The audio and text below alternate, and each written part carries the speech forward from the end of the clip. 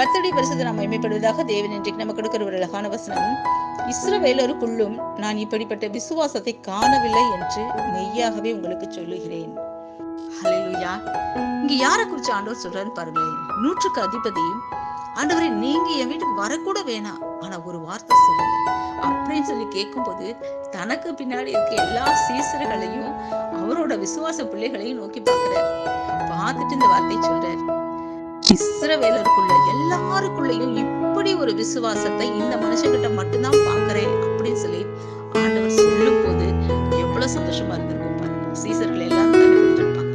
இன்னைக்கு கூட நம்ம உண்மையான கிறிஸ்தவர்கள் சொல்லிக்கிட்டு தான் இருக்கவே தவிர, இருதயத்துல அவரை நம்பி விசுவாசித்து ஒவ்வொரு காரியத்திலும் நம்ம ஸ்டெப் எடுக்கிறோமா, வைக்கிறோமா, காலை வைக்கிறோமா, அடுத்த காரியத்துக்கு ஆண்டவரோட விசுவாசத்துல நடக்கிறோமா அப்படிங்கறத ஆண்டவர் பார்த்துட்டே இருக்காரு. ஹல்லேலூயா. உங்களையும் ஆண்டவர் பார்த்து சொல்லணும், இஸ்ரவேலருக்குள்ள, தமிழ்நாட்டுக்குள்ள, இந்தியாவுக்குள்ள உங்களை போல ஒருத்தரை நான் பார்க்கல அப்படின்னு சொல்ற அளவுக்கு நம்ம விசுவாசத்துல நடந்து காட்டுவோமா? கர்த்தர் நாம் மாத்திரம் மகிமைப்படட்டும். ஆமென்.